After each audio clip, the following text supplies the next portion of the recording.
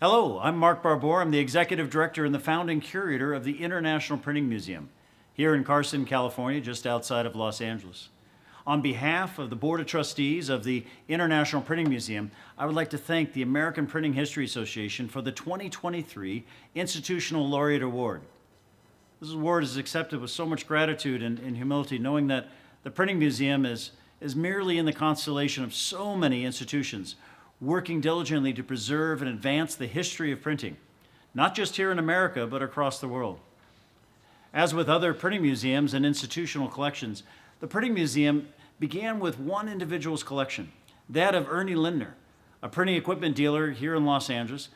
Ernie had spent 50 years of his life finding and collecting important printing presses and artifacts from across the country and around the world. By 1988, his collection would rival that of the Henry Ford Museum or even the Smithsonian. The museum was then established in 1988 by Dave Jacobson, who was a printing industry promoter, who hired me as the curator directly out of college, where I was curating the Shakespeare Press Museum on the campus of the California Polytechnic State University in San Luis Obispo. I had spent over 4 years exploring the ideas of how to make a printing museum interesting and relevant to the general public. And this was not out of a career aspiration. I mean, who would ever think that there was a career in printing history or of printing museums? But rather it was out of a passion for connecting people with something that I became enthralled with, namely antique printing presses and vintage antique type. And during those years in college, I learned the art of storytelling through working tours and demonstrations with visitors and students who came to this small esoteric museum. I also began to use the collection to hand set and print several letterpress limited edition artist books. Without knowing it, these were critical years in forming my concepts and philosophy of how to operate a printing museum on a much larger and grander scale. Following my graduation in 1988, I came down to Los Angeles at the invitation of Dave Jacobson and began my work as the curator of the new International Printing Museum, at that time located in Buena Park, California. Here I was able to implement the ideas and experiences I had with that college museum, but on a larger scale. Working with the Lindner collection, which filled 25,000 square feet of gallery space. Beginning with the Lindner collection, the Printing Museum's extensive collections cover that history of printing from before Gutenberg up through and including the 20th century. Highlights include dozens and dozens of hand presses and early platen presses, early linotypes, newspaper presses, lithographic and etching presses, thousands and thousands of fonts of type, both metal and wood, a large printing history library. And our collections continue to expand. We just acquired the amazing Dave Peet typographic collection out of Indianapolis with over 3,000, 4,000 fonts of Victorian type and 300 plus type specimen books and so much more, as well as a major portion of the Smithsonian's typographic collection. As a standalone institution, however, not connected to a larger museum or to guaranteed government funding, the challenge immediately facing us was how to survive and develop financial and community support that would allow us to continue our goals and mission. And if we're honest with ourselves, the general public is frankly less than interested or thrilled with the subject of printing history. Antique printing presses are certainly interesting to look at, and even by the general public, but that interest quickly wanes. I love this subject, as I'm sure many of you do. But in the realm of printing displays at museums, they're often viewed on the way to something else, often the restrooms. To survive and thrive as a cultural institution, I knew instinctively that we would have to go beyond showcasing trophies of printing's history and towards the relevance of why those machines and tools are important to the story of our country and our civilization. If I had to summarize my institutional philosophy, it would be that the museum's collections need to be used to connect with diverse audiences, developing multiple communities of support, which in turn will give relevance and permanence to our museum. For us, This has translated into creating educational programs to engage a broad range of constituencies, both young and old.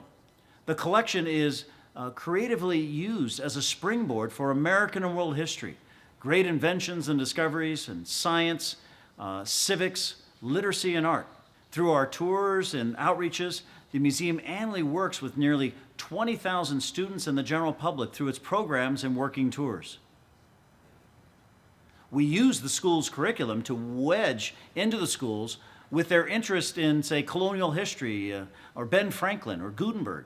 And then we leverage those stories, such as Franklin's and his world and his life as a printer, to attract the interests of educators and take the backdoor approach to introduce students for the first time often to the world of printing and graphics. From our beginning, we have even used theater to accomplish this by having living history characters and actors portray characters such as Ben Franklin or Gutenberg or Mark Twain to engage our audiences.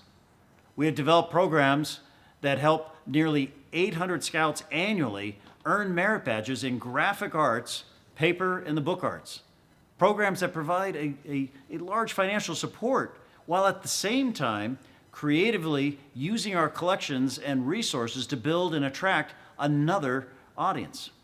In 1997, I developed our Museum on Wheels, which now annually travels to about 150 schools throughout California and Arizona. Wrapped in graphics that depict the history of books and printing, our mobile trailer exhibit opens up to reveal Ben Franklin's colonial printing shop. This signature program brings the museum's resources directly to schools and locations that cannot physically access our facility. And yet again, it provides funding for the museum.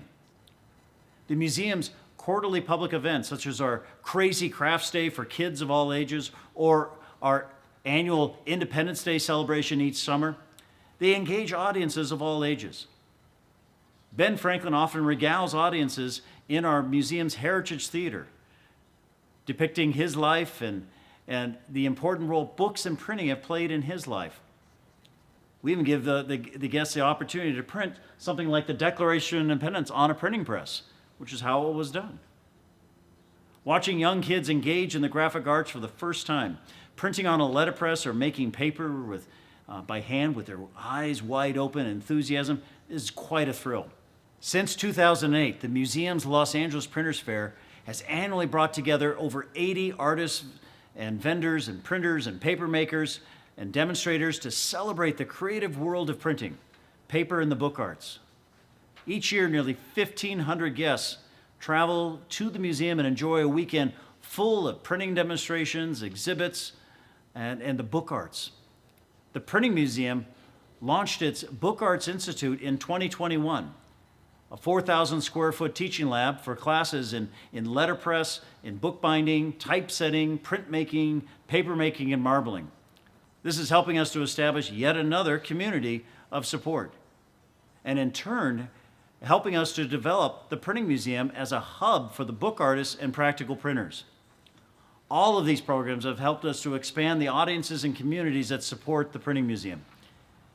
Their support has given us our raison d'etre.